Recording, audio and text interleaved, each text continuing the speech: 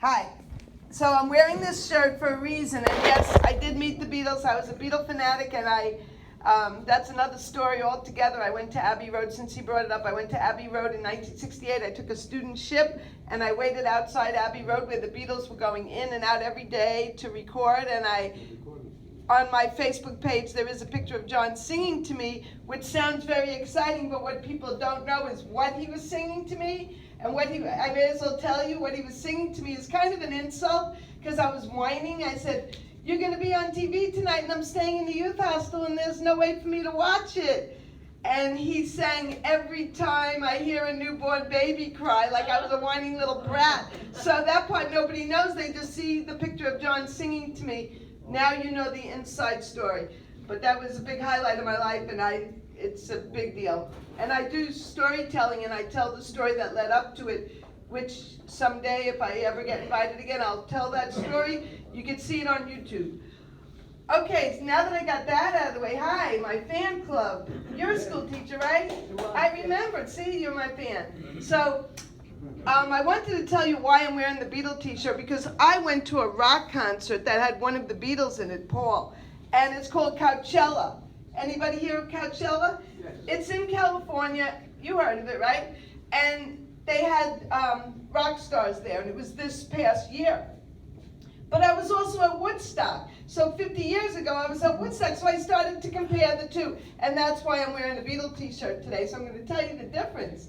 So at Woodstock, were any of you at Woodstock? But you were there? Okay, do you remember in the movie when Arlo Guthrie, you were probably there, he said, "The freeway's closed, man."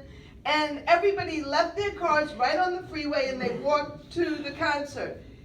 In Coachella, the same thing happened. The freeway in California was closed. We got out of the car, we pressed the button, our wheelchairs came down, we got our walkers out, and we went to the concert.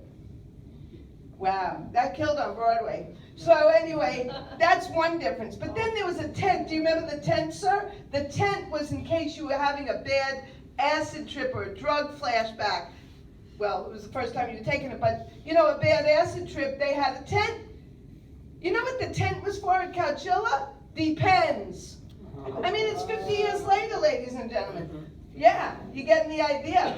I'm comparing 5 decades, 2 different concerts. You're with me. So anyway, Neil Young comes out, and he's singing "Heart of Gold." That's one of his hits. And then he goes like this with the microphone. He wants us to sing a verse of "Heart of Gold." I said, "Neil Young, I paid $333. You sing "Heart of Gold" to me. And then Paul McCartney comes out. Maybe I'm amazed. He sang for 3 hours, ladies and gentlemen, standing there with his bass, going to the piano, getting back up. I said, "Paul, maybe I'm amazed that you could stand there for 3 hours. I can't even walk for 15 minutes without sitting down." Unbelievable, these rock stars. And then the Who come out. When I was young, my mother used to go, "What?" She used to tease me about the name of the Who. What? When? But because I'm going deaf, because I'm getting so old, I'm going, "Who? What?" The Who are coming out. And then Mick Jagger. People tease Keith Richard because they say he looks like he's dead, but he's still alive. Did you ever hear this? Yes. Keith Richard's a rock star, and no matter what he does with his life, he's still kicking. Well, Mick Jagger comes out, and Coachella's in the desert, so the sand's blowing, and he got a really bad throat, and he couldn't sing. Who do you think they put up there? Keith Richard. He's singing Happy, and he's singing all the Stone songs because nothing ever happens. Okay, so the other thing that happened at Coachella compared to Woodstock, Arlene, the other thing that happened was at Woodstock, people were passing marijuana cigarettes, passing it person to person. You know what they passed at Coachella? The password to use your internet at Coachella. That's true because it's outdoor. 3 people lost their virginity at Woodstock. 3 people actually gave birth at Woodstock. You know what happened at Coachella? 3 people lost their dentures at Coachella. So that's why I'm wearing the Beatle t-shirt. So as Mark said, I was a school teacher in South Jamaica, Queens, and I taught in a really tough school, and the valedictorian was missing from the Honor Society graduation. That night I turned the TV on, she's on America's Most Wanted. This is a tough school. And sir, what were the school colors when you went to school, if I may put you on the spot? Green and white. Green and white, that's like school colors, right? This school, you walk in and the school colors are black and blue. But I'm very proud to tell you that a famous newscaster went to my school where I taught. And 2 NFL stars and the ATM Bandit went to my school. It's really tough. And I told myself that I'm not going to say the same usual jokes about my school. So I'm going to say something brand new, which is that, they used to give participation trophies. Did you hear about this? Participation trophies the kids get today? Ma'am, when you went to school, you had to earn getting an award of some kind or a certificate. Well, now they give participation trophies to every child just for sitting in the chair and not, doing something drastic. So you get rewarded just from showing up.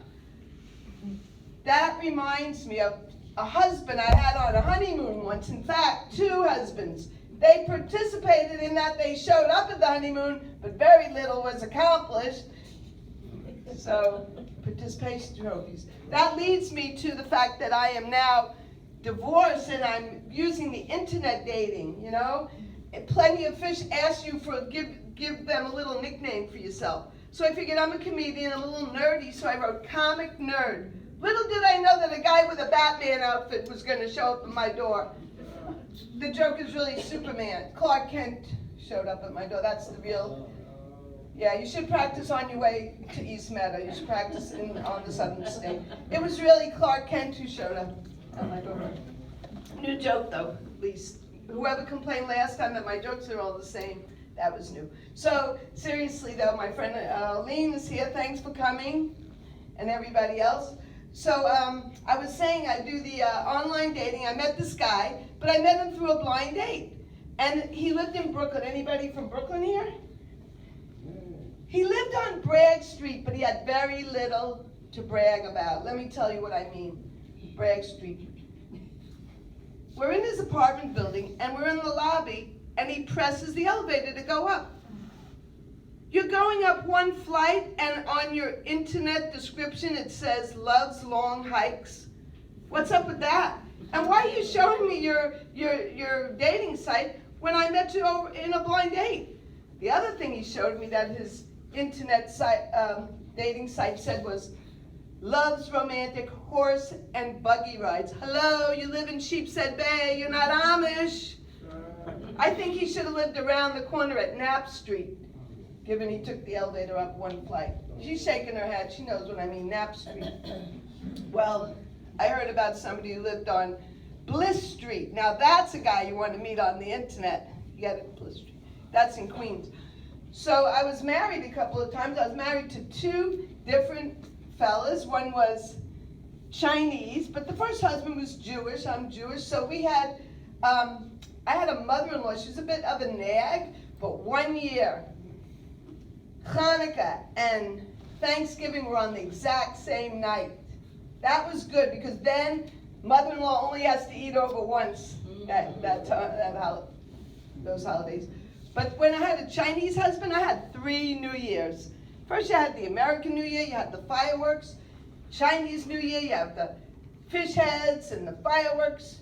But we have white fish heads too. I mean, Jews have fish heads too. But getting back to the setup for that particular joke, so we had fireworks for the Chinese New Year, but then when you have the Jewish New Year, you wait all those months, and there's no fireworks.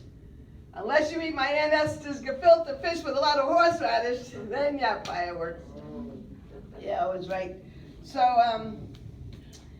the other thing I want to tell you about is that I live in a neighborhood in Queens called Flushing, and they have a gym there, and I think there's a lady in the gym who lives in the gym. Did I tell you this last one? Good. There's a lady who I think lives in the gym, and I'll tell you where I got my evidence from. When in the morning she's there, she walks around like she lives there, like it's a living room. She's walking around without any clothes on, and she takes the dryer, you know the dryer that you wash your hands with, and she turns it up, she dries her hair in it. And I was laughing at this, but I do that now at the railroad station. I wash my hair and I turn it up, and I do that too. It's a good idea, try it.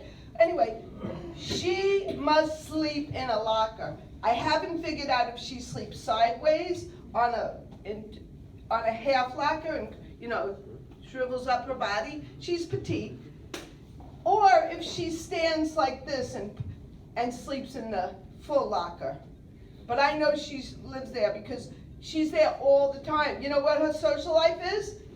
At the sauna. She goes swimming, she has her activities, she has her shower. This woman has everything she needs. She brings her own soap. She lives there. The gym, her house is very crowded with a lot of people, which reminds me, because I live in Flushing, there's a lot of people in Flushing, and I got a new stove. So the stove space was empty. They were going to deliver a new one, and I had this great idea. I live by myself. I have a microwave. I eat out a lot. I don't need a whole stove. I could rent that space to a family of 5. Yeah, Flushing, just that easy. So, yeah, so what do you think? You think that lady lives there? I do. I really think, I have my suspicions that she lives there. I'll tell you next time. I'll find out. So, is my time up yet?